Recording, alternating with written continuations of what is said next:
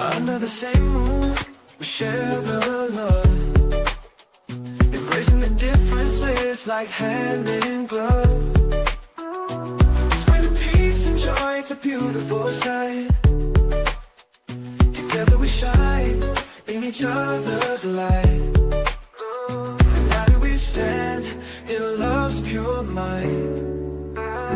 Watching the world share in love and light. Hearts beating as one in our peaceful flight. Colors of harmony painting the night. United we stand in love's pure might.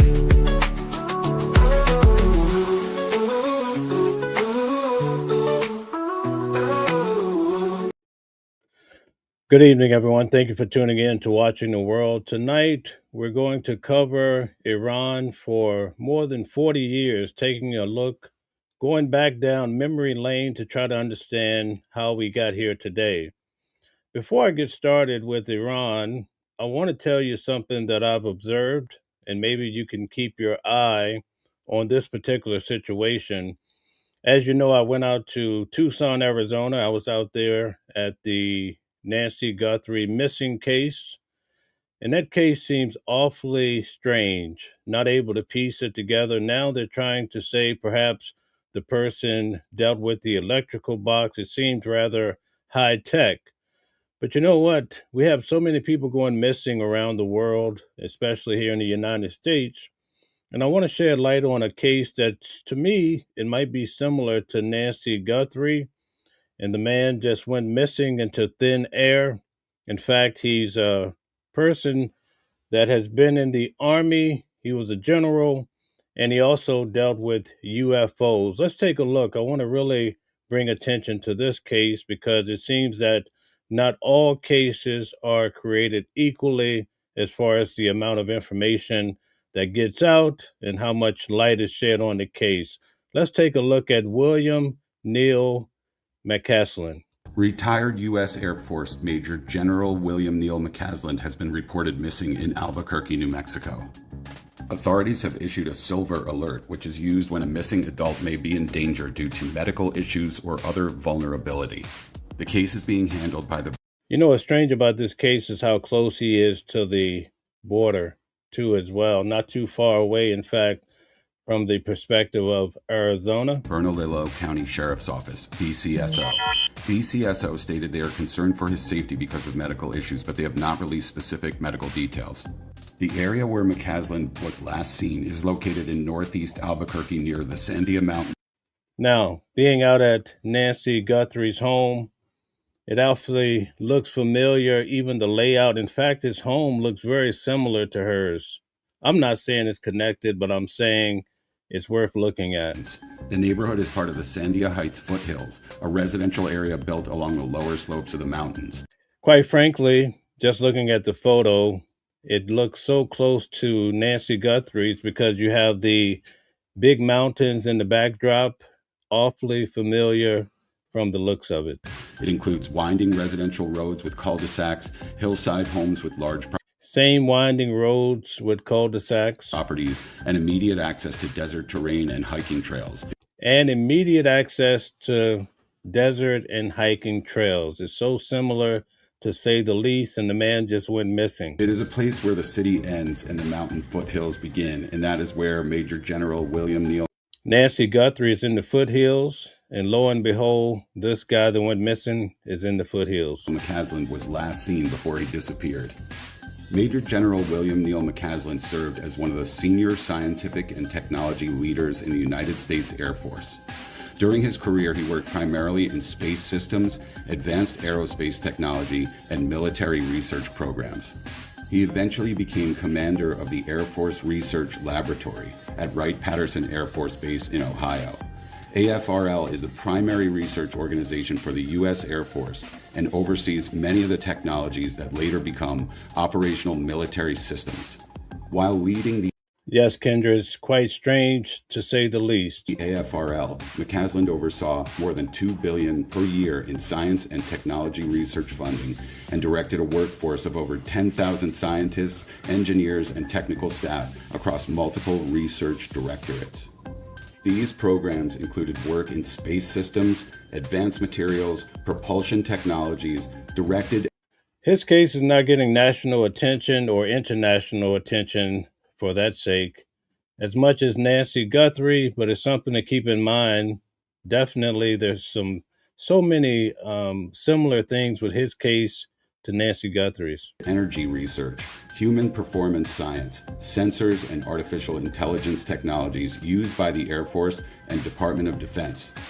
After retiring from the Air Force in 2013, McCaslin continued working in advanced defense and aerospace research in the private sector.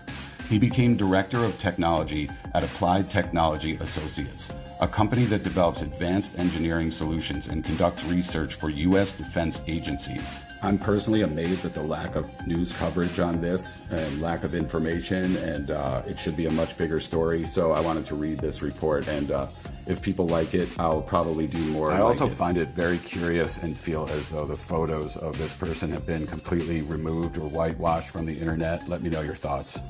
Okay, so let's keep our eyes out. Perhaps we could look into this case as well. I'm definitely going to be covering it here. But now we're going to move on and talk about this whole case with Iran and how this war could affect each and every one of us if it goes to that level. Right now, they're still calling it lightly a conflict, all sorts of things except war. But many people, especially in the headlines, you're starting to see people say, could this be World War III? The journey that we have with Iran has not just started, folks. It goes back many, many moons ago. In fact, let me take you back to a place and time. Special report that we planned to bring you tonight was about domestic politics, the battle among the Democrats. But we think the crisis in Iran is more urgent right now than the campaign here at home.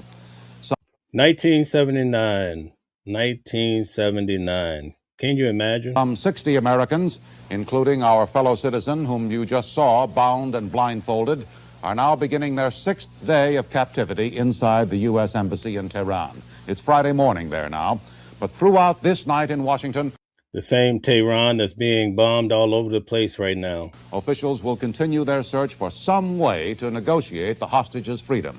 That search was not successful today.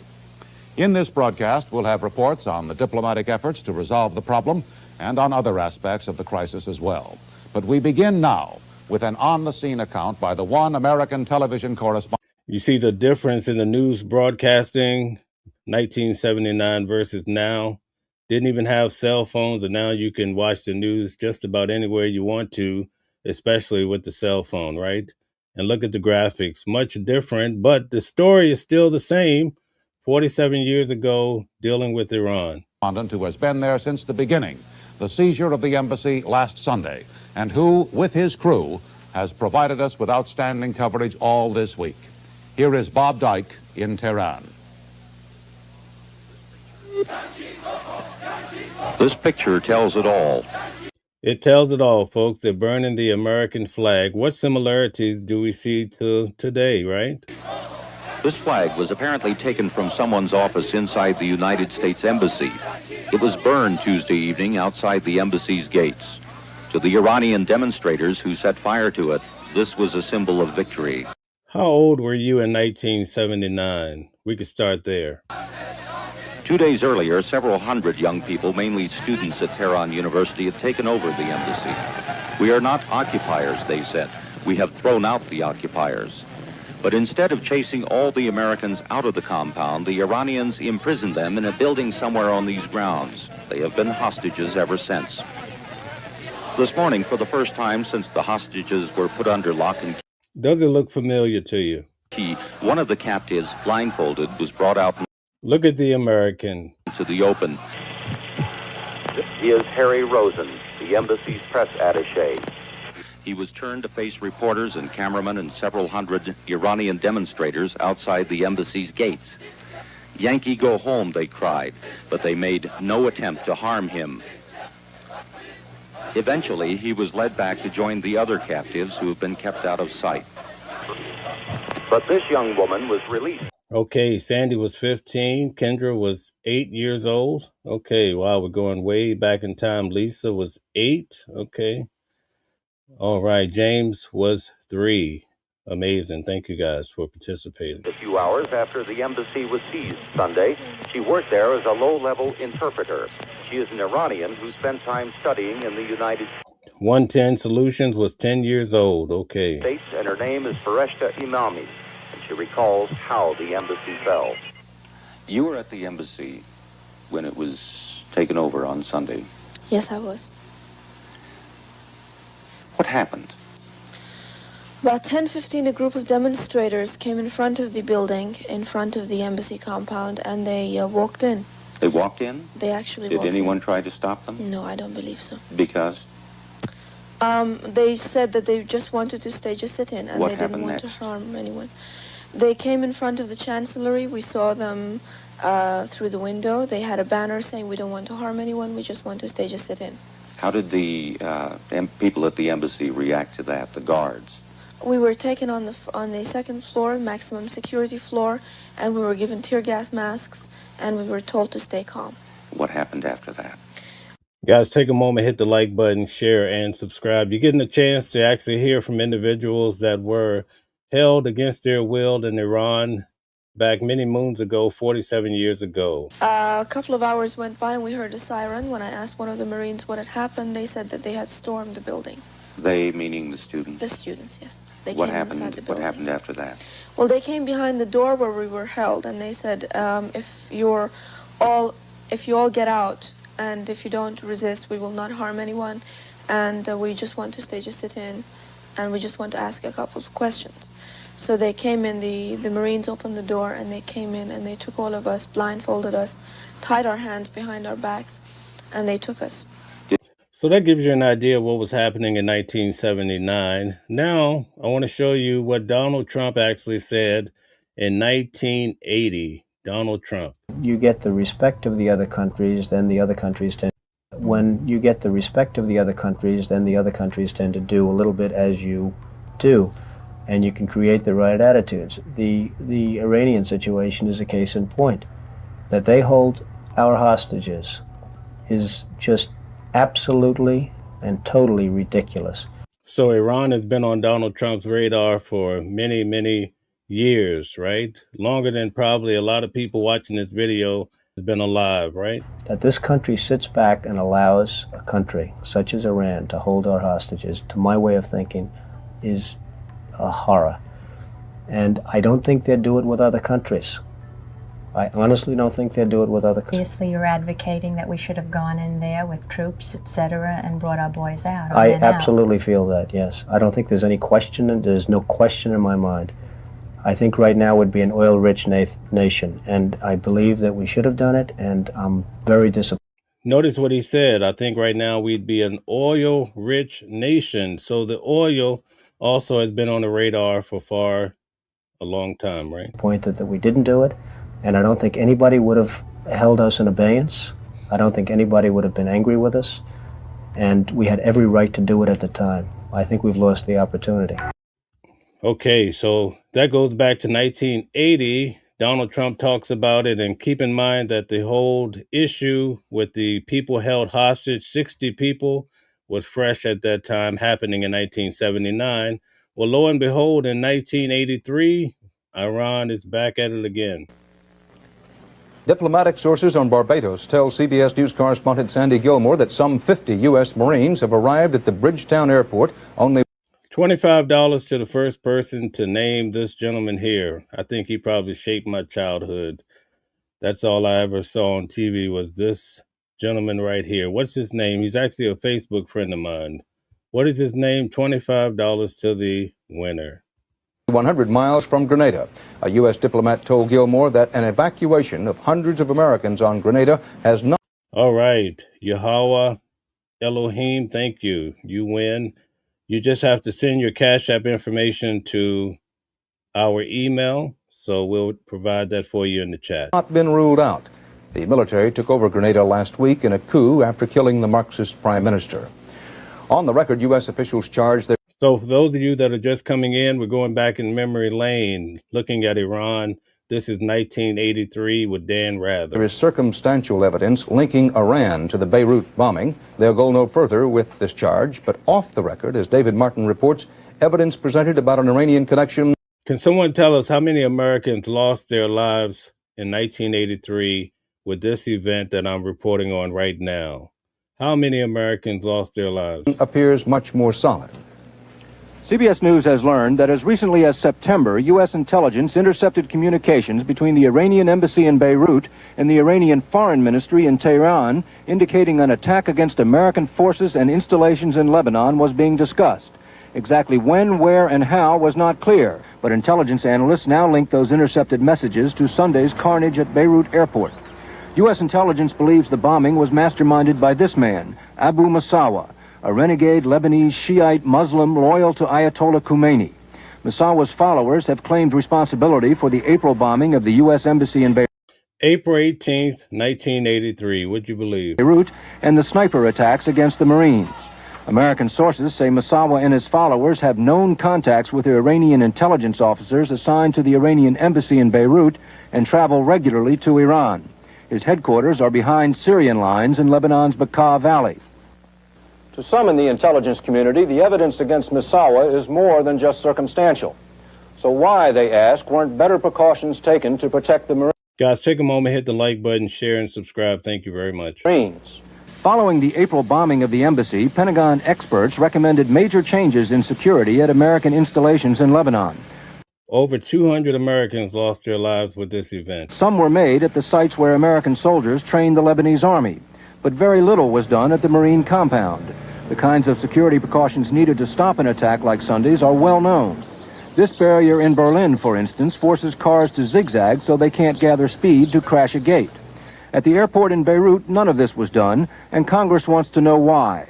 And unfortunately, the security, in my judgment, was inadequate, and this terrible tragedy occurred.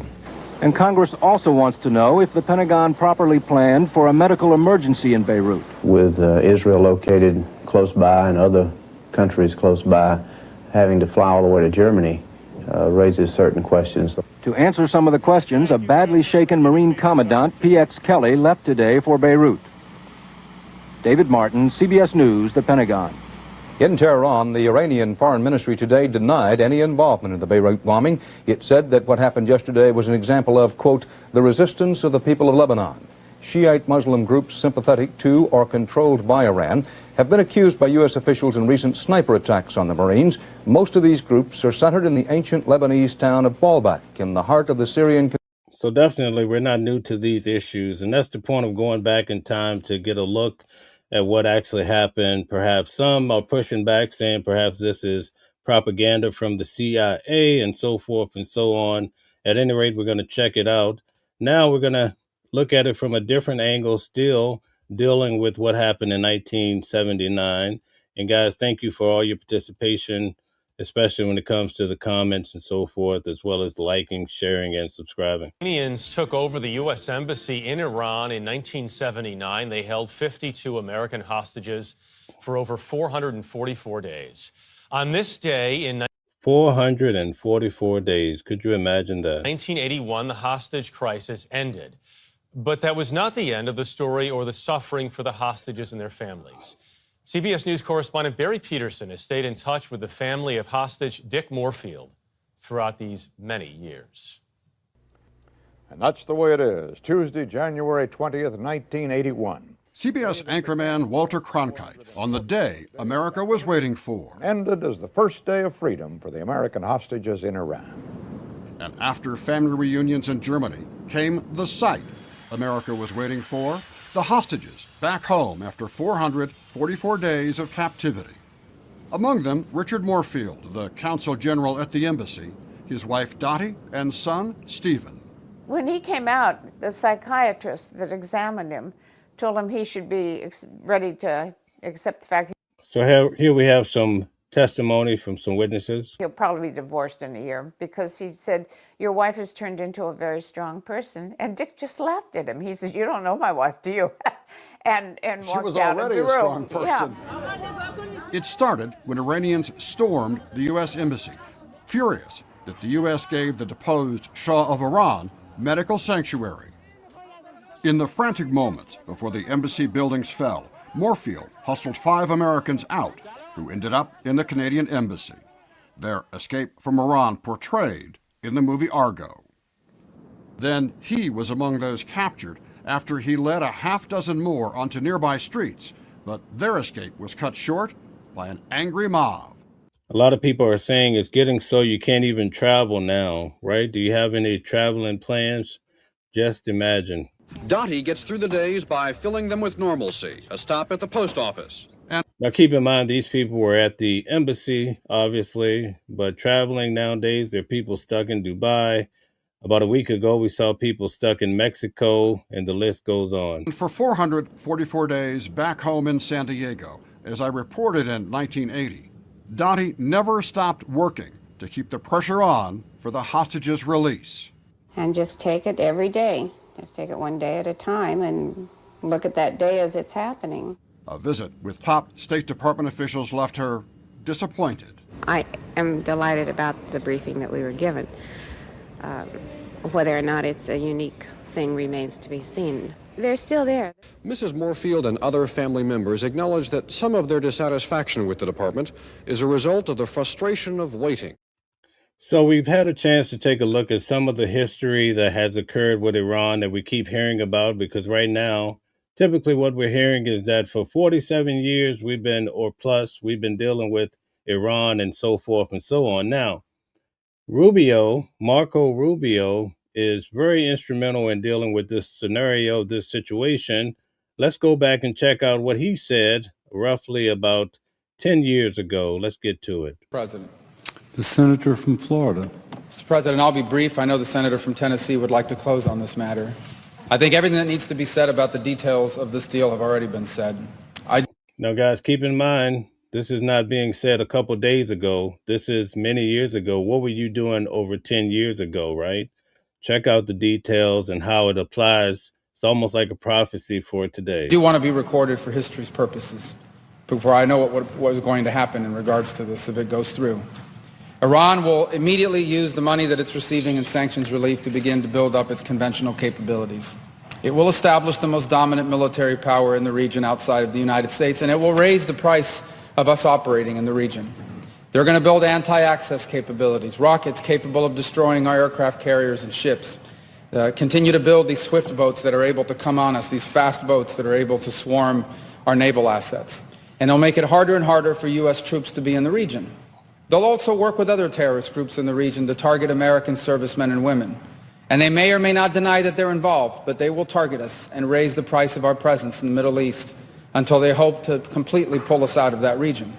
They'll also continue to build long-range missiles, missiles capable of reaching the United States. Those are not affected by this deal, and they'll continue to build them as they've been doing. And then at some point in the near future, when the time is right, they will build a nuclear weapon. And they will do so because at that point they will know that they have become immune, that we will no longer be able to strike their nuclear program because the price of doing so will be too high. This is not just a work of imagination. It exists in the world today. It's called North Korea. He's right on point, right? Where a lunatic possesses dozens of nuclear weapons and a long-range rocket that can already reach the United States. And we cannot do anything about it. An attack on North Korea today would result in an attack on Tokyo, or Seoul, or Guam, or Hawaii, or California.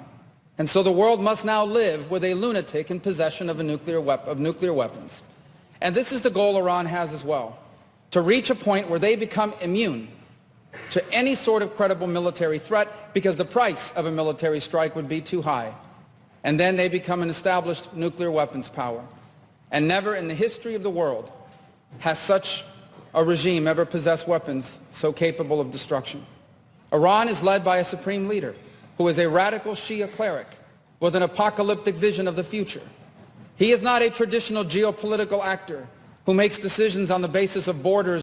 So what's interesting about this whole situation is that the video I showed you about Donald Trump, in 1980, he had his sights on Iran. And look at Marco Rubio actually breaking down Iran. It's almost like he was a prophet because a lot of what he said actually lined up perfectly that what we see now looking back actually came true, right? Those are simply history.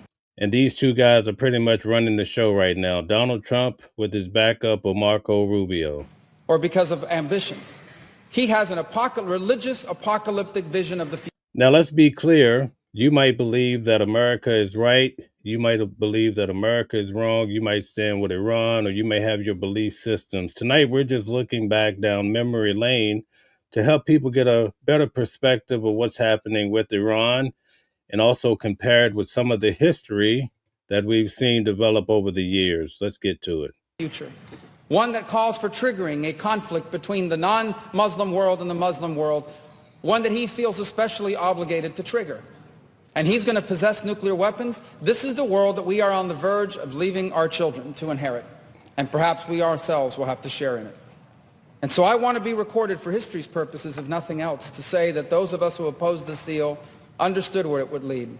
And we are making a terrible mistake. And I fear that the passage of this deal will make it even harder for us to prevent it. And I hope that there is still time to change our minds, but here's the good news. Iran may have a supreme leader, but America does not.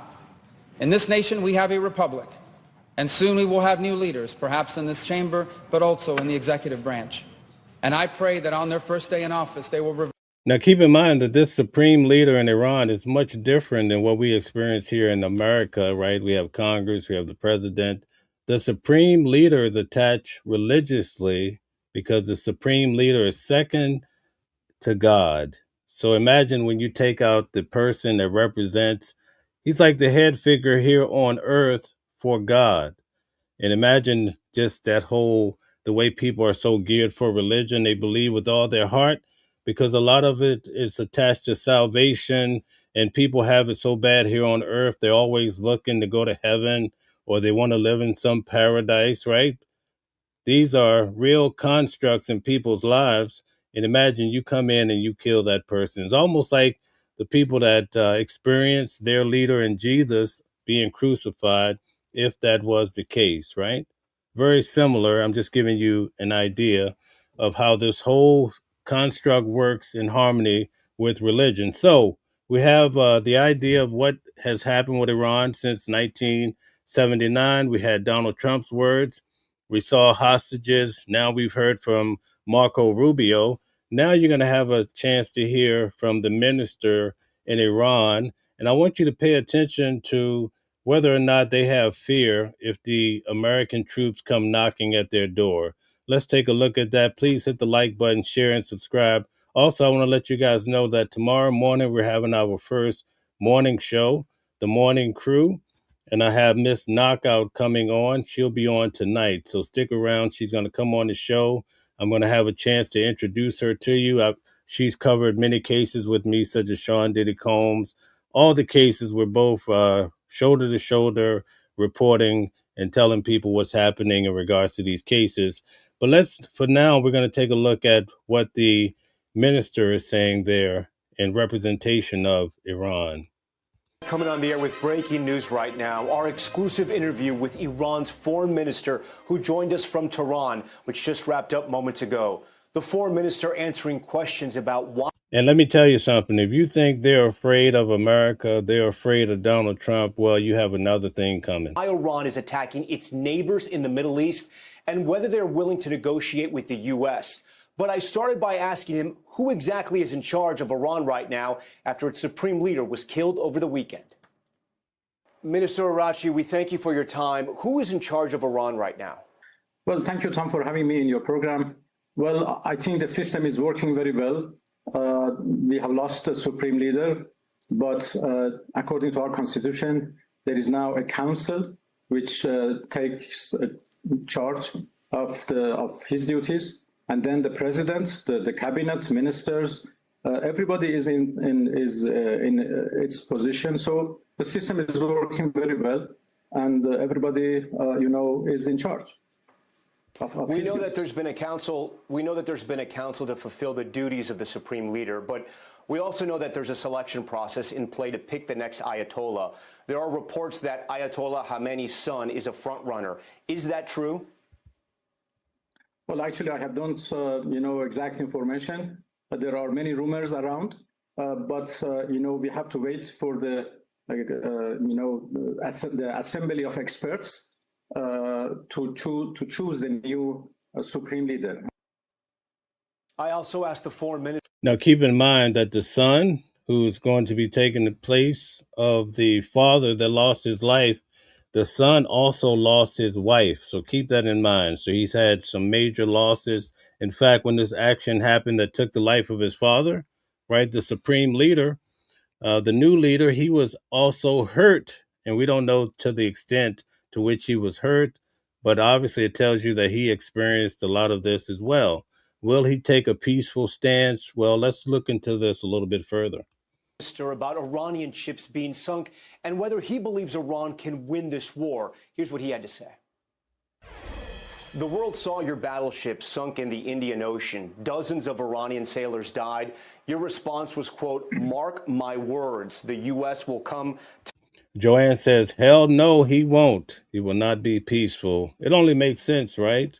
So we have to proceed with caution, but Donald Trump is proceeding with a strong arm, and he's not backing down. We know that about Donald Trump. John says, if they're not willing to draft the first round pick of the NFL, then I'm definitely not going. Okay, that's a different discussion. All right.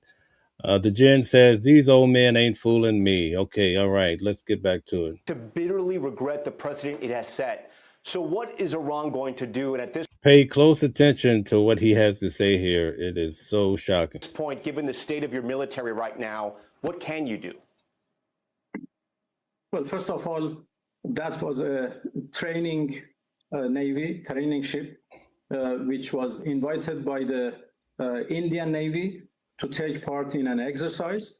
And they went there as their guests, the Indians guests, and they did participate in that exercise, and they were in their way back home, and the ship was unarmed. So attacking an unarmed ship full of training officers and sailors is a war crime. So what he's breaking down is that the officers, they were on their mightiest ship. Keep in mind, their mightiest ship. They were invited to India, and they went to India. They were on their way back, and he's saying that the Americans just decimated the entire ship and all those that are on it. And if you look at another snippet from the individual from India, he admitted that they did have to report that they crossed over the line, and that's how they basically lost their life because of the intelligence that was reported. So let's get to it even more.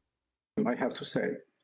What type of battleship, Minister, excuse me, but what type of military would allow a battleship into the ocean with no weapons on board? Well, because it was, the goal was not, their aim was not going to war. They went for an exercise, which was arranged by the Indian Navy. There are so many other guests who went there, and they, took part in a parade. And, everything was a peaceful, training course or a peaceful training process. So they didn't need, weapons. They actually went to that mission long before the war started. And when I said that the U.S. would regret that, I meant that they have, the U.S. have unfortunately set a precedent which is, against the international law and would actually damage the whole concept of international, law of seas. When an unarmed, ship is attacked with no reason, and a big number of sailors are killed. So not only was their grand leader taken out, but also the high-ranking officials were taken out on an unarmed ship. That's what he's trying to articulate. Without taking part in any battle, that would set a precedent.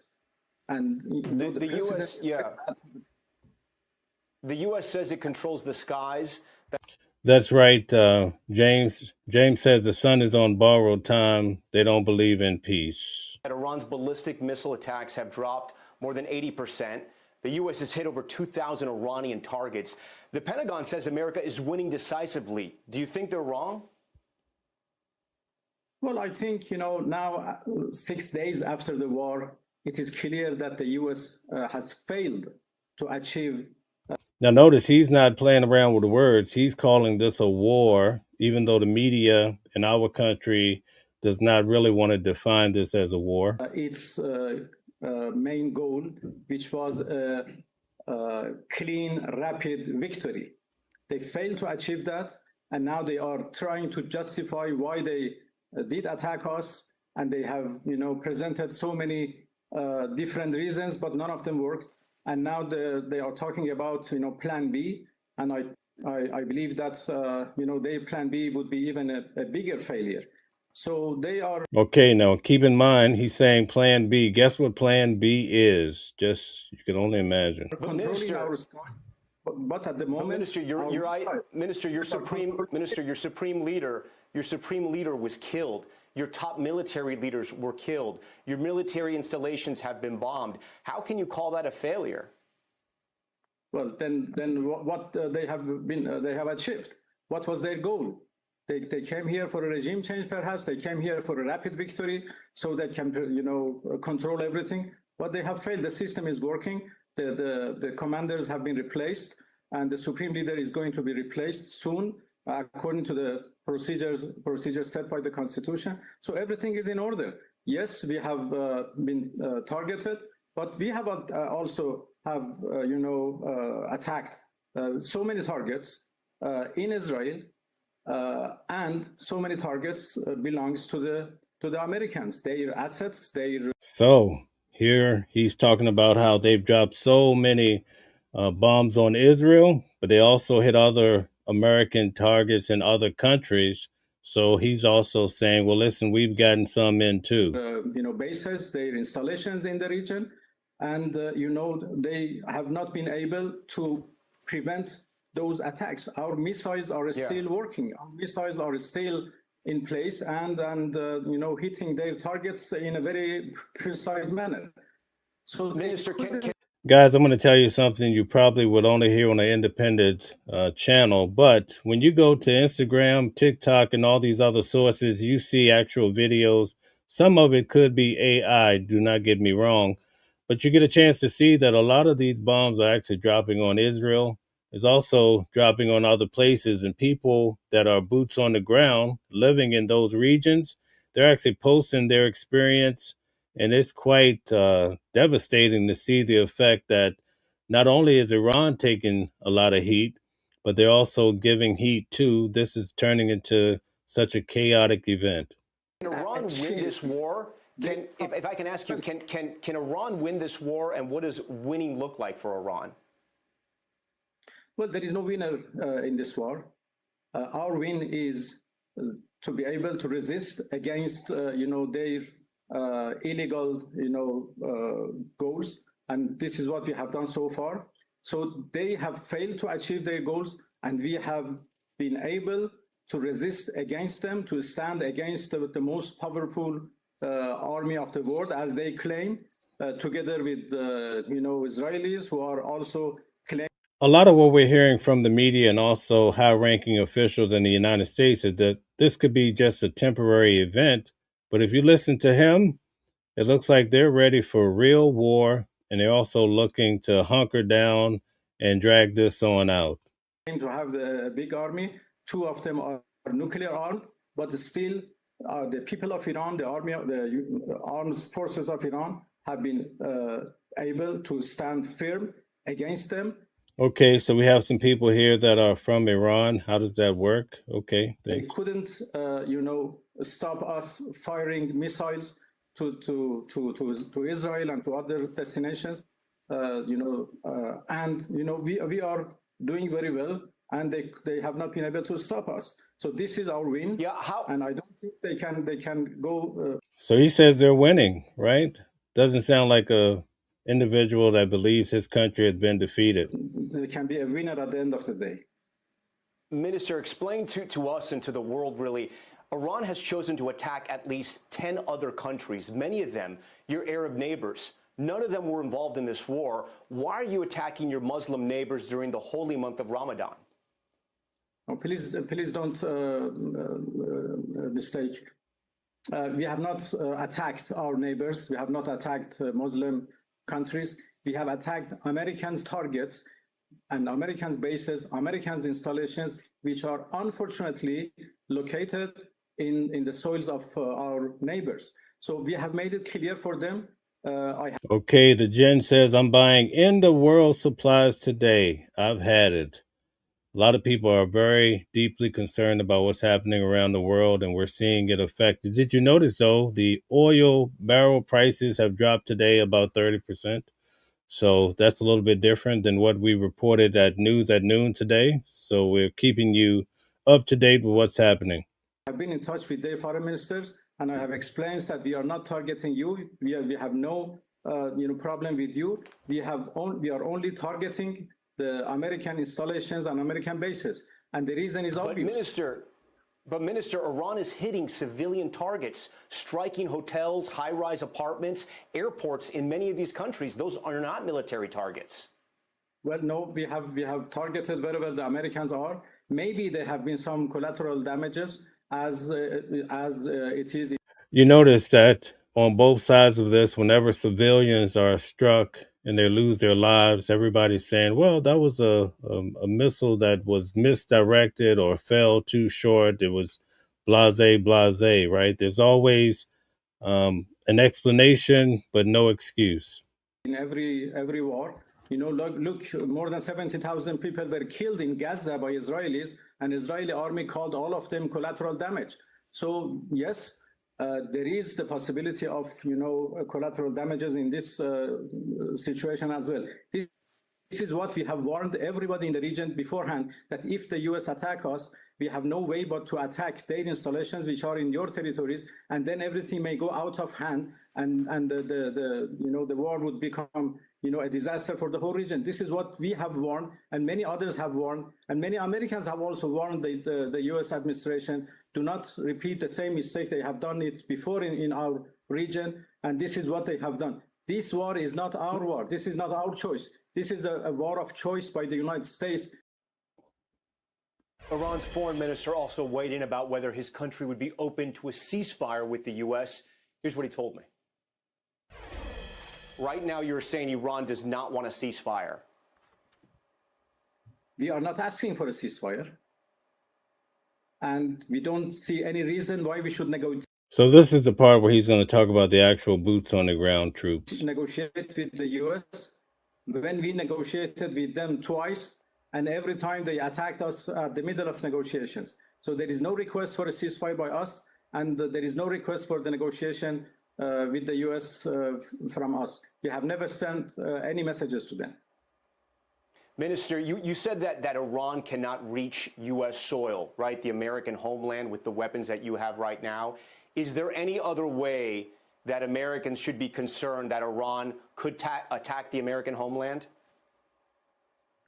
No, they have enough bases around us. Why we should go further than that? They have enough soldiers. They have enough, military assets, and they have enough military bases and military installations. So we don't need to go beyond that. The Strait of Hormuz hasn't been closed, but the threat of its closure has disrupted the international economy. If this war continues, will Iran try to close the Strait of Hormuz? But they have not closed it. It is the ships and tankers who don't try to pass through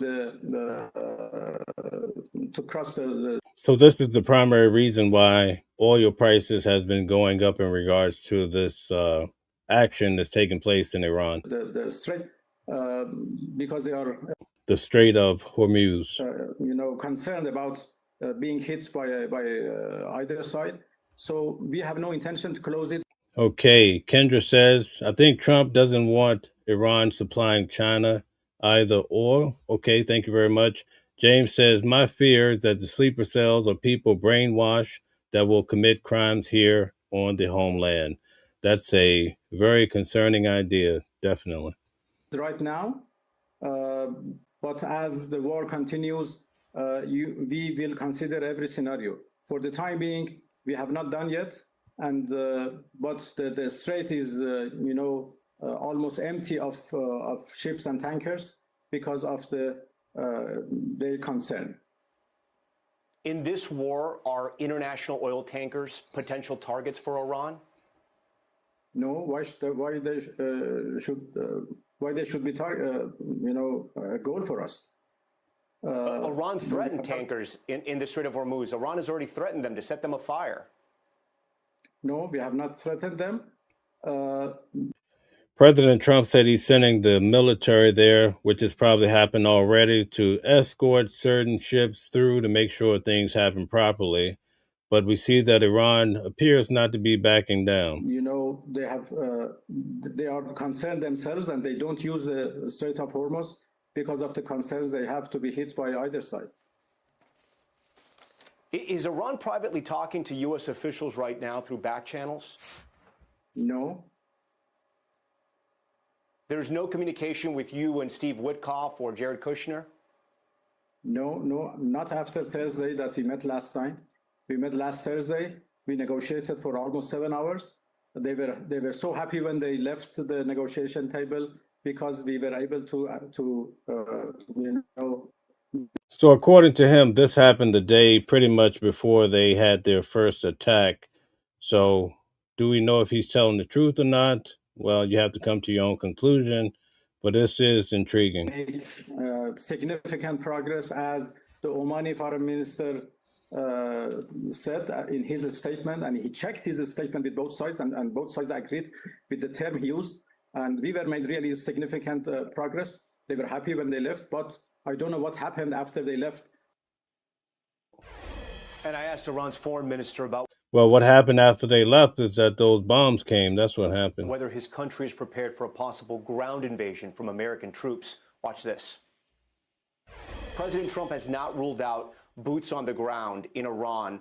Are you afraid of a U.S. invasion in your country? No, we are waiting for them. You are waiting for the U.S. military to invade the ground troops? This has to be pretty terrifying for individuals that have their young kids that are in the military that potentially could be going boots on the ground in Iran. Yes, because we are confident that we can confront them, and that would be a big disaster for them. So you're saying that Iran is ready and willing to take on the U.S. military if there were to be ground troops? Well, we were ready for this war even more than the previous war. So you can see, the quality of our missiles, how much they are upgraded after the last war, because we learned lots of lessons. And we are prepared for any other eventuality, even, a ground invasion. So our soldiers are prepared for any scenario. When I said that we are waiting for them, it didn't mean that we are waiting for continuation of the war. No, but we have prepared ourselves to confront with any scenario, with any eventuality, any possibility, and we know that we can handle that. Are your allies Russia and China helping you? Well, they are supporting us politically and otherwise. Are they supporting you militarily? Well, military cooperation between Iran and Russia is not a secret. We have worked with each other in the past, and that has continued, and will continue, I guess. And they are actively helping you in this war? Well, they have always helped us. So now we're learning that Russia is backing them, and you can only imagine that China is backing them too, right? So I'm gonna understand that to mean yes, that they are actively assisting you in this war? Well, I'm not going to give the details of our cooperation with other countries right in the middle of the war. For more, I want to bring in our chief international correspondent, Keir Simmons. He joins us from the region in Dubai. And Keir, he made a lot of news there, that they haven't picked a leader yet, that they're not interested in a ceasefire. And he really tried to... So they don't want a ceasefire, and they're saying pretty much bring on your troops. We've been waiting for this action. So we can only imagine what's going to happen next, but it does not appear that this is going to be a temporary thing. Justify why Iran is attacking its neighbors. You're in one of those countries right now that is under attack. Does it seem like they're targeting only military assets? It doesn't, Tom, and that's not my view. That's the view of diplomats in this region and diplomats around the world. I will just say it was a calm, cool and collected performance. But, for example, they've had to delay the funeral of Ayatollah Khamenei. They would not want to do that if everything was fine in Iran. To your question, Tom, for example, the Prime Minister of Qatar, after a call with Foreign Minister Araghchi, said that he categorically rejects Iran's claim that they are only targeting sites that are legitimate, saying they're targeting, for example, the airport. But even then, the Chinese Foreign Minister, Wang Yi, after a call with Foreign Minister... Now, keep in mind, they gathered together for a big meeting, right, concerning all of the affairs with Donald Trump, the administration, and potential war.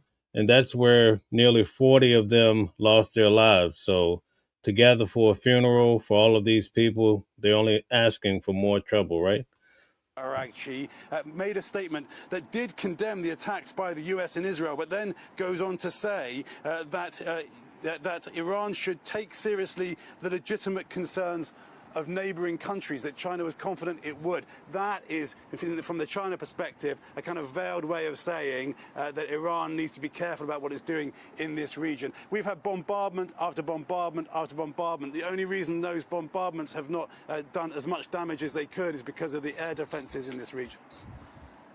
Keir Simmons, we thank you. Stand by for us. I want to go to our senior national security correspondent, Courtney Kuby, who covers the Pentagon for us. Courtney, the foreign minister had a lot to say if there is some type of boots on the ground, if there is an invasion by U.S. troops there, posturing at times, but sending a clear message to the... Okay, Miss Knockout, I had sent you the email for the link, but you could also grab it here in the chat whenever you're ready to come on. But now we're going to continue with this. Please hit the like button, share, and subscribe. Thank you guys for all tuning in tonight as we look into what's happening with Iran to get more familiar with the situation. It seems that Iran is just one place out of many that is absolutely have an issue with the United States and vice versa. White House. Yeah, I was fascinated by a number of different things he said there, but from a U.S. military perspective, two things really stood out. One was what you just pointed out, Tom, and that's the idea of the Iranian military being ready and waiting for U.S. boots on the ground. Of course, this has been a huge point of contention and discussion here in the U.S., even before the strikes began on Saturday morning. And that is because we have heard differing messages from the Trump administration about the possibility that U.S. troops could be on the ground there at some point as part of this war in Iran. President Trump not ruling it out, and the Secretary of Defense, Pete Hegseth, also not ruling out that possibility. The real question is, why would U.S. troops be needed if, in fact, they're able to accomplish most of these military strikes from the air? What would you need them for? And, Tom, the answer would be if, in fact, the U.S. is trying to inflict some sort of regime change there, it would be tough to do that from the air. And then the other big question is the nuclear program. What exactly, how will there be any kind of assurance? Joanne says, there is no winner in any war. Thousands of people die. And it's a crying shame, but it's the truth. And thank you very much, Joanne, for that sobering comment. About exactly what happens at the facilities if the United States military decides to hit them again. We've not seen that so far. Okay, so we've heard quite a few things tonight in looking into this Iran war. Now we're going to take a look and see what the President of the United States has to say about all of this. And I think he helps to put it all and bring it all together and make sense of it. Everybody. It's a very sad day, and glad we paid our respects. It's a tough situation. Great people, great parents, wives, family, and a beautiful ceremony. I guess you got to see that, at least partially. Any questions? President Trump, did what you just witnessed make you think differently about going ahead with this war or even putting troops on the ground in the Middle East? We're winning the war by a lot. We've decimated their whole evil empire. It'll continue, I'm sure, for a little while. But very proud of the people, the parents. The parents were so proud of their their boy, as they call him, my boy. In case the young lady, the parents are so proud. Many of them are military parents, as you know. So but it's always a very sad thing.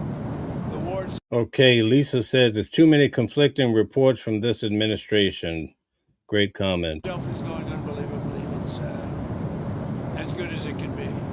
We have Pete here, and you have Steve Witkoff here. We have some additional questions. You're 1 week in now, sir. You're 1 week in at this point. How long, as of now, do you expect Well, I think operations we've accomplished more in 1 week than anyone thought possible. We've wiped out their Navy, 44 ships. We've wiped out their Air Force, every plane. We've wiped out most of their missiles. You see, the missiles aren't coming much anymore. We've also hit their manufacturing areas where they make the missiles very hard.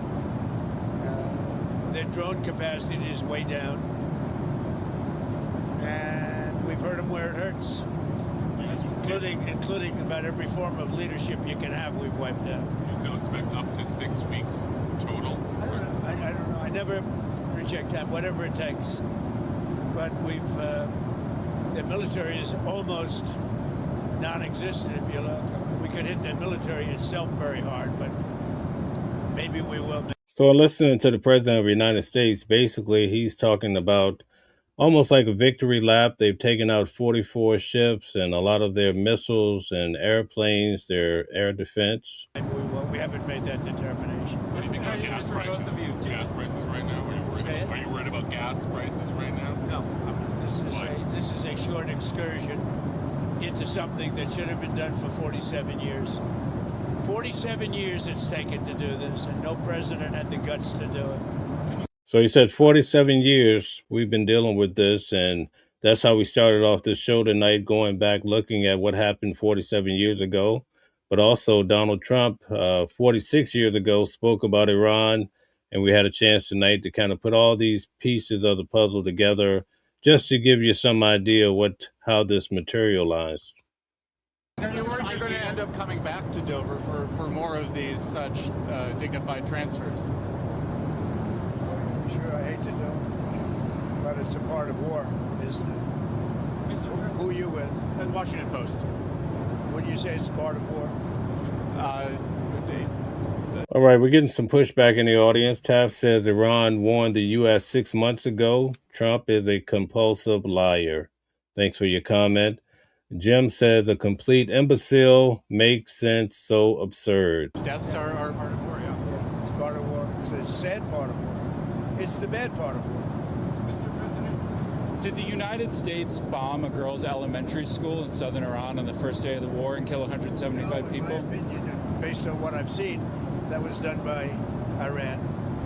Is that true, Mr. Higson? Okay, so he asked Donald Trump I think it's 180. I've heard 150. I've heard 180 of the young females that were unalive during that blast. They asked, was it the United States behind it? Donald Trump says he heard it was Iran. So Iran did it to Iran, I guess is what he's saying. It was Iran who did that? We're certainly investigating. Still investigating. But the only side that targets civilians is Iran.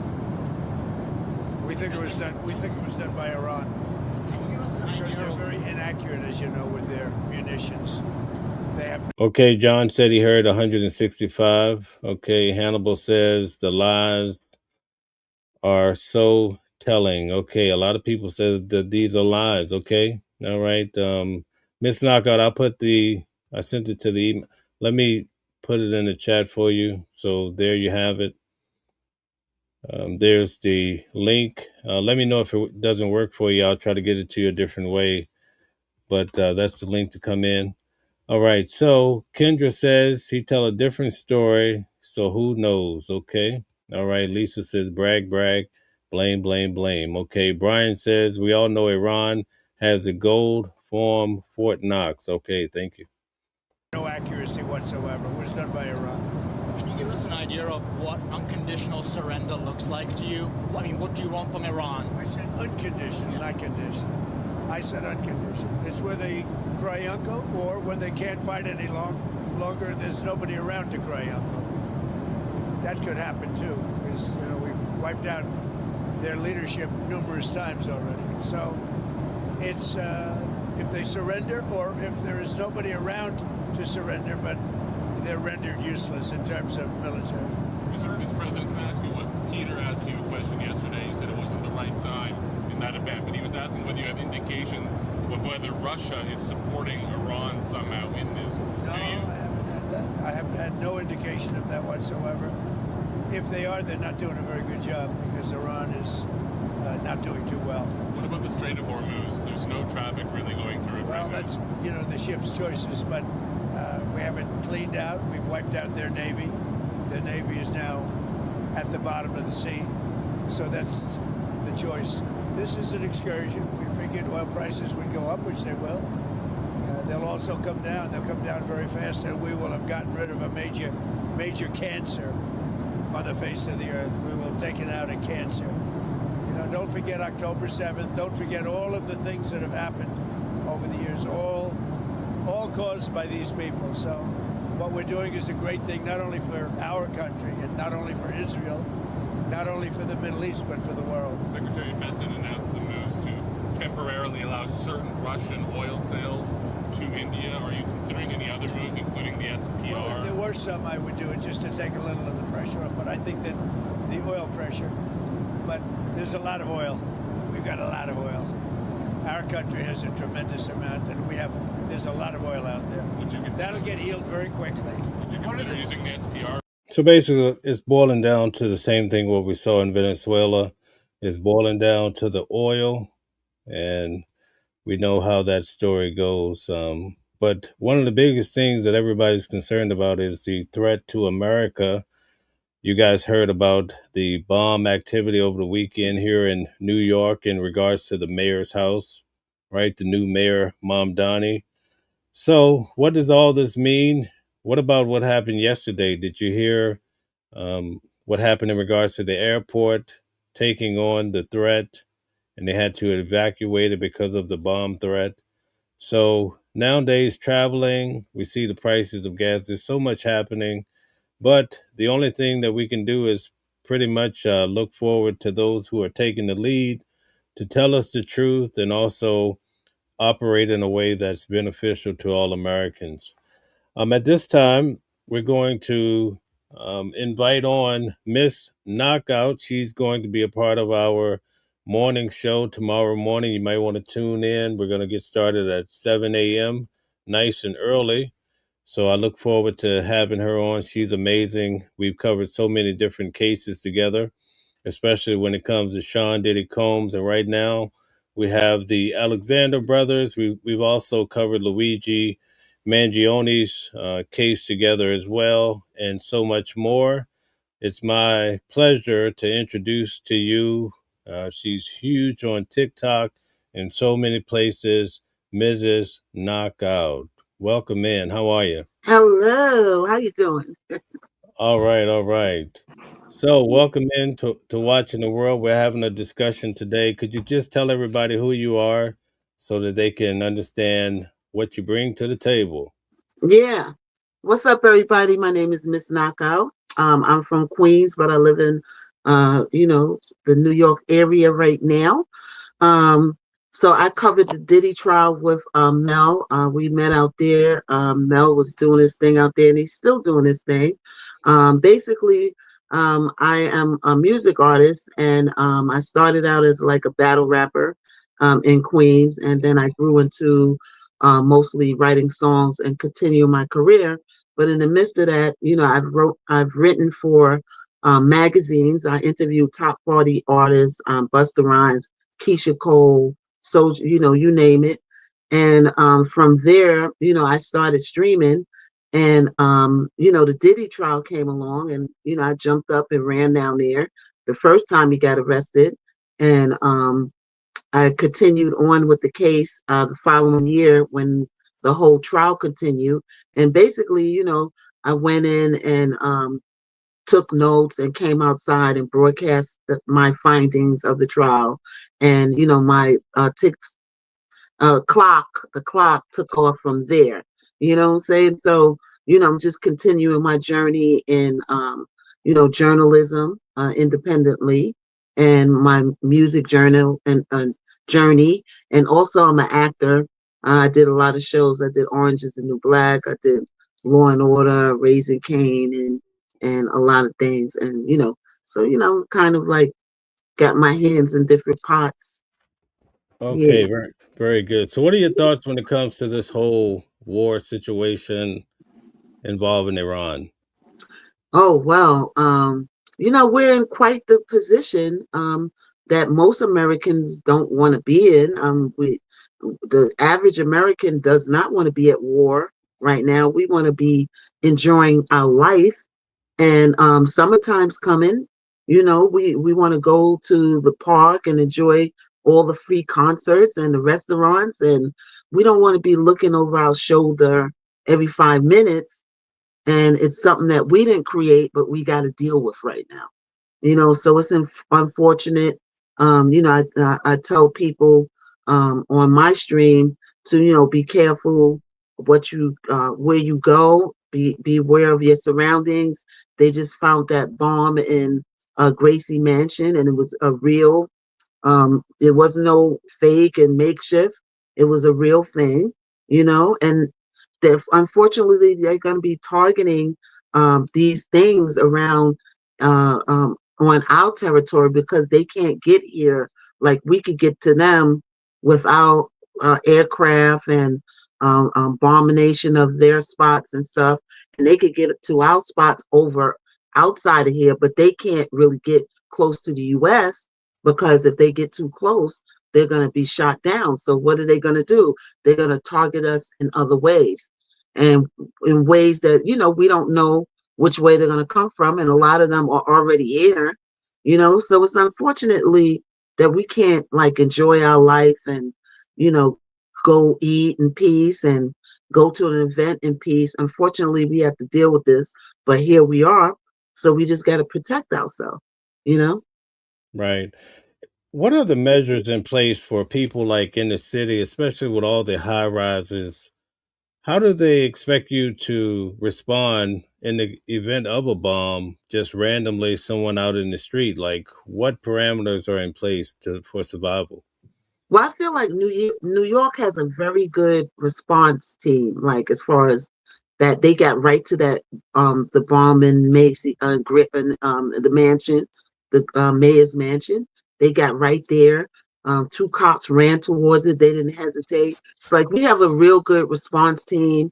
Um, like I said, they're gonna be just doing stuff around unpredictably when we gotta just be prepared. But I do feel we got a good response team when things do happen.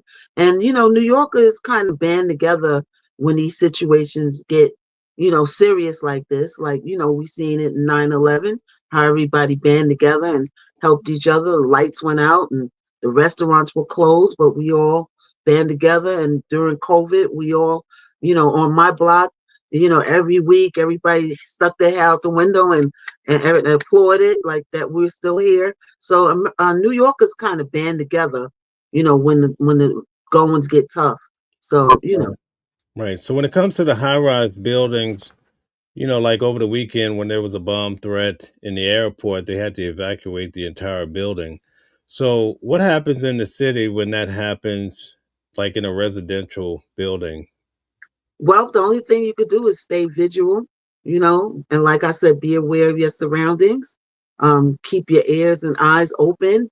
So we usually just sit in our house and we're just doing our own thing, but now we got to sit in our house and keep our ear to the street because unfortunately, if somebody does plant a bomb in, apartment or a high rise, the only thing we could do is evacuate. That's the only thing we could do. So, you have to really train yourself and your family, how to escape these situations and do little drills and stuff. This comes in handy. It's a reason why schools do fire drills with the kids. Right. So Donald Trump is originally from New York. What's the overall sentiment of Donald Trump? Let's say going back 20 years versus now. Is it the same or better, worse? As far as him coming, like his reception in New York, Yes. I feel like it's, a little worse, with this case that went on that made him a felonizer. You know, I feel like he is very disgruntled with New York, and New York is kind of disgruntled with him. They just had a thing where I seen where they was in front of his hotel, and then everybody stuck the middle finger up at the same time. And I thought it was AI, but they told me no, that was real. So that goes to show you, like, and then you got people that's still rocking with him. It's a free country. At the end of the day, you follow who you want to follow. You can't tell people, who to follow and what political stance to have. But I don't feel like the reception in New York is like, back in the days reception. It's a little bit different. Look what's going on. Right. It's a lot Right. going on. Do you think that Mamdani has made a big difference, or you think it's still business as usual in New York? Well, I feel like when Mandani first got elected, right? I did my research. I feel like they were trying to scare people into not voting for him. So I did my research and found out that most of the stuff that they were saying about him was unfactual, right? So they wanted to scare you out of voting for him because I feel Mandani is for the working class. And the powers that be don't like that. The powers that be want you to be for the rich, cut their taxes. The working class paid for it. But Madani is for the working class. So when that happens, they try to, they put out things out there about him that's not true to turn you off from him. But what I've seen so far, Mandani is for the people. He's younger. He's like hip to certain things that's going on. And he's for the working class. He's for rent control and bringing down rent. He just had a store in the lower side on Soho. He had opened up a free supermarket where you could just go in there and fill your bag out, and you don't have to pay for any groceries. And they did that for a week, to test it out. You know what I'm saying? So, whenever somebody's looking out for the working class, they always face some backlash. Right. I went down to the city and covered that pop-up grocery store. And Yeah. actually, Mom Donnie was there when I was there, so Oh, had a that was chance good. to interact with him just a little bit. But I Mhm. thought the line was like 4 or 5 blocks down the street. A lot of people participated in that free food. They let you basically fill up one bag from what I could see. Mm-hmm. Yeah, I didn't get a chance to make it down there, but I looked at and was watching it online and stuff. And it's good to look out for people that don't have, in a world where the rich get richer and the poor get poorer. You know, we see that going on all around us. We got to have somebody looking out for the working class, and people. One person can't go buy a sandwich. Meanwhile, the next person is eating caviar. In the greatest U.S. of A. I feel like nobody should starve. Everybody should have a place to stay. You know, everybody should Right. have health care. Right. With having a past in the music industry, what was it like to cover Sean Diddy Combs' case, actually knowing some of the people involved? Yeah, it was kind of it was kind of like really hit me because you know you got to give it up. You must say that Diddy did um bring forth some of the greatest artists that we know. The list is long. Mary J. Blige, Jodeci, Faith Evans, Black Rob. The list goes on and on and on. And to see somebody that like everybody looked up to at one time to be in that position was very hard. You know, and it was what it was. I covered it from a level of fairness. Like as a journalist, I call it in the middle like a fiddle, because I feel like as journalists, we should be just the vehicle to bring the news to the people and let the people make their assumptions and decide. Some creators were on this side, some creators were on that side. You know what I'm saying? Some creators was friends with the family when they was outside and around, and then when they went in the courtroom, they said, "Oh, I don't like Diddy," But as a good journalist, I wanted to stay in the middle like a fiddle and just make sure the people got the information that they needed. And it was a tough thing to watch the kids testify. And, we live in a world and society of where the internet is really prominent right now, and everybody could put their feelings out there. A lot of people had some harsh feelings for Diddy, but I feel like, we also got to remember that we're all human. There was a lot of pharmaceuticals involved, and I think people don't look at that. They just assume their side and they stick to that. But we got to look at the facts. We got to know people are human. We also got to take accountability when we do things wrong. There's a lot of greed in the world. All the record labels, allegedly, I'm gonna say, because I work for a label, but the label I worked for was fair. Shout out to Eddie O'Loughlin at Next Plateau. He was very fair. But a lot of other labels, they do the same thing. They take the artist's publishing, you know what I'm saying? And nobody's looking at that. So they're just looking at him. But, we live in a society of greed. Everybody making as much money as they make, and they don't care about the next man or the artist or have that interest at hand. And, everybody makes mistakes, you know what I'm saying? And, I feel like there was a lot of pharmaceuticals involved. And when that's in play, I feel like people are different people. I know people that were really high in the lawyer's world and had good jobs, and then pharmaceuticals came into play and it turned them into a whole different person, you know? So we just got to wait and see what transpires. But you also got to take accountability, of what you do in life, and it's always like the universe has repercussions all the time, you know? And so, yeah, so it was really tough watching. It was really like hearing all the stuff that went on was shocking at times, you know what I'm saying? And, it was really crazy outside. It was a circus outside. Ooh.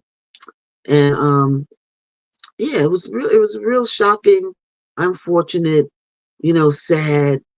It's like you look up to somebody as an artist, and then you meet them, and then you find out all this stuff, and then you're like kind of disappointed, let down that all this is happening. But time is moving on, and this is where we're at with it. Right. Harvey Weinstein, his case is coming up now, so I will be covering Harvey's case. But why do you think his case did not have as much press as Sean Diddy Combs? Well, Sean Diddy Combs' case was like a show, and I feel like Weinstein, people knew him, right? But if you weren't like privy to the acting world, you didn't know too much about him. More people knew about Cosby than Weinstein, I feel, because he was on the show and he was behind the scene. But Cosby's case, I believe, wasn't that prominent either. But I feel like Weinstein, he was a known person in the industry, but he wasn't like this bigger and larger than life figure like Diddy. Diddy is like, he's like a bigger than life figure. You know what I'm saying? Weinstein is more of a behind the scenes type of guy, executive. Right. So, looking at all of these cases that you've gone to, are you shocked that Donald Trump walked away with 34 felonies? Am I shocked? Leading up to it, we sure seen a lot of things coming. It surely seems that he's the only person I know where felonizing didn't affect him. Anybody else is a felon and can't get a job. They're struggling, and they got all these rules. You know what I'm saying? And he's just business as usual. Was I shocked? I wasn't really shocked. Because over the course of the years, you know, he's a character. He operates a certain way. If you followed him through the years. So yeah, and then you had those cases with the school, at the school, and with the his other businesses. So me personally, I wasn't really that shocked. I mean, maybe some people was, but I'll speak for myself. I wasn't that shocked. Yeah, I actually attended his trial. I actually sat behind Trump, and I could literally see him sleeping throughout the case. He didn't seem like he was worried. He just seemed like he didn't want to be there. Oh. I was actually in the courtroom. They had brought in this attorney from Long Island I think his name was Costello. And in court, they had explained how Rudy Giuliani had brought in Costello to set up a back channel to try to help Trump out. And so Costello was giving the judge, when he was on the stand, this big time attorney out of Long Island, he was giving the judge so much pushback that him and the judge actually got into it, right? And so the judge told everybody, listen, I just need a second. And he really laid into Costello, said, in my courtroom, you don't do this, this, and that. And that attorney pushed back on the judge again. The judge made all of us leave out of the courtroom. He cleared out everybody, including Trump. So at that point, all of us walked into the back, because at that point, Trump wasn't like Diddy. He wasn't incarcerated, so he would come in through the same door as myself and others. It's actually he's in the same exact floor, in the same exact courtroom as Luigi Mangione over at 100 Center Place. Oh, okay. Same courtroom. So when that happened, we all walked out into the lobby area or the foyer area. So we're standing there with Donald Trump. So it was kind of, interesting that I was there for that moment. But it was a shocking case. But I kind of felt like when I looked at the jury, I felt like that jury was definitely going to give Donald Trump 34 felonies. There was about 3 attorneys, on that jury.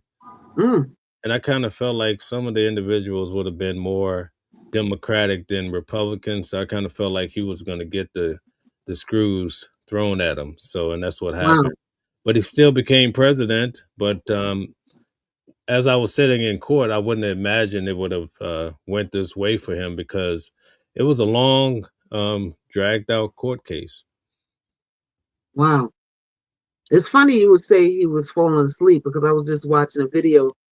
They had like a compilation of him nodding off in these meetings and in Congress, and he's nodding and waking up like, French toast, please. You know what I'm saying? And it's like, so to know he was falling asleep way back then. He's been, he called Biden Sleepy Joe. You know what I'm saying? It's like the pot calling the kettle black. Listen, when I was in court for Diddy toward the end, I don't think anything could put me to sleep more than that case. I would get to court, I'd be so sleepy. Oh yeah, it was long. It was just too long. Yeah. At first, when Cassie was there, we saw these big personalities.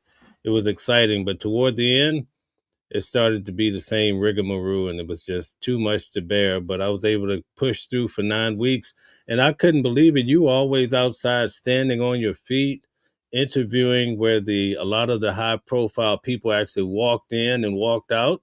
So how do you keep yourself going? You're talking into your phone, you're broadcasting, and then you have all these crazy people around you, fights breaking out, people falling down.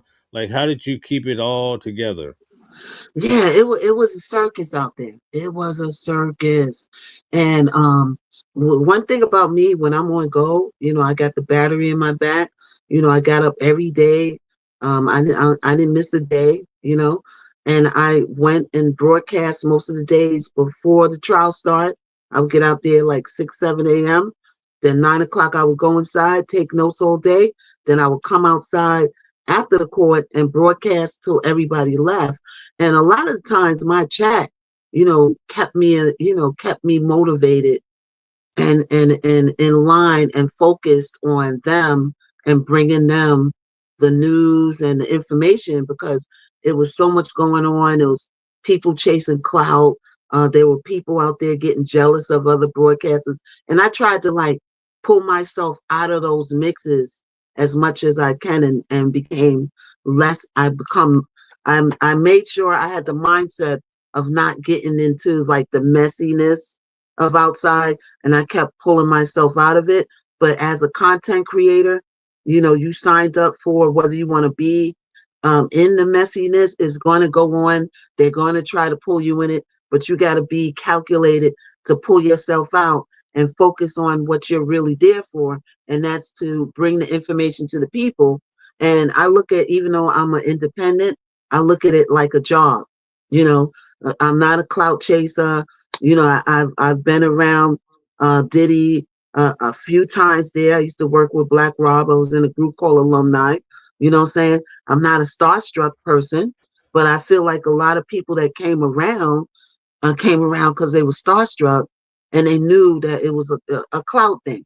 You know, but a lot of people came around for journalistic purposes. We had a lot of big creators out there, a lot of people that flew in. You know what I'm saying? So I kept on training my mind to stay focused and not let people pull me into the messiness, and, you know, just have the mindset of, you know, we all want to work together, like you, me, and a few creators out there. We still build. I still talk to them.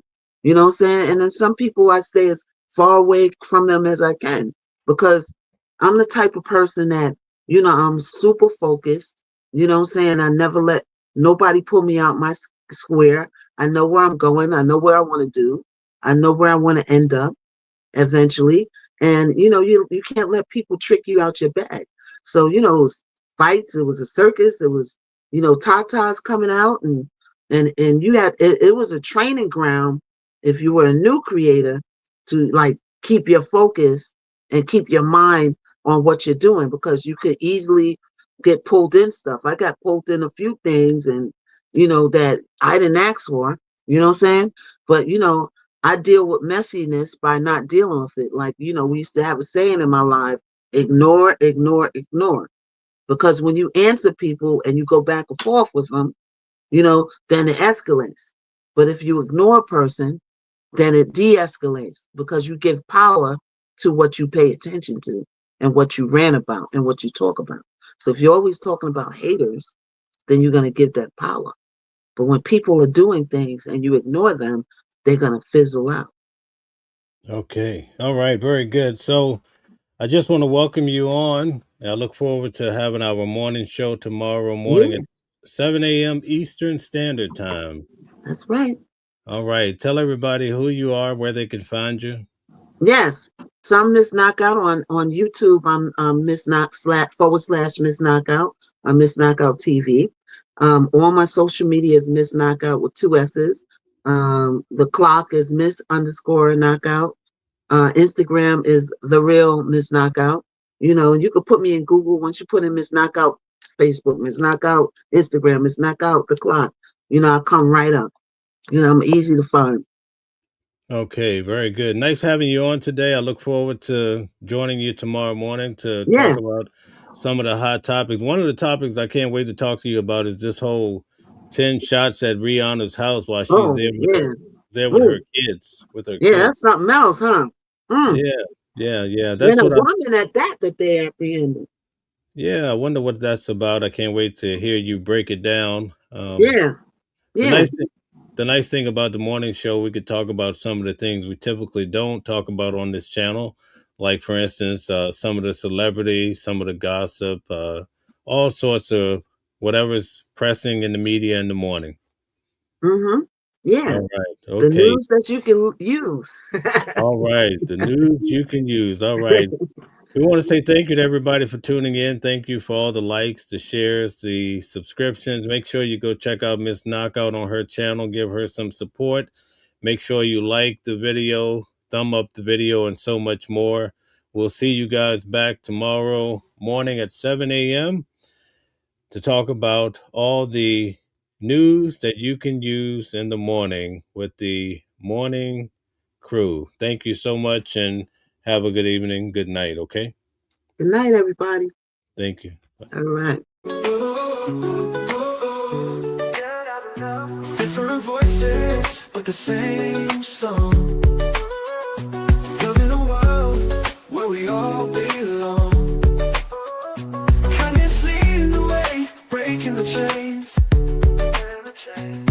In the symphony of love, the thing remains. Embracing diversity, brighter days in sight. Watching the world share in love and light. Hearts beat as one in our peaceful flight.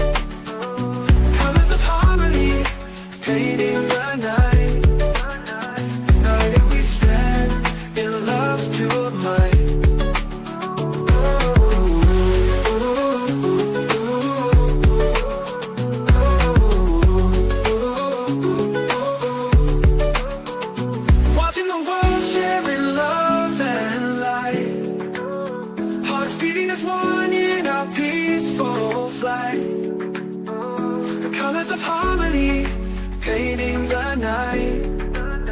United we stand in love's pure might.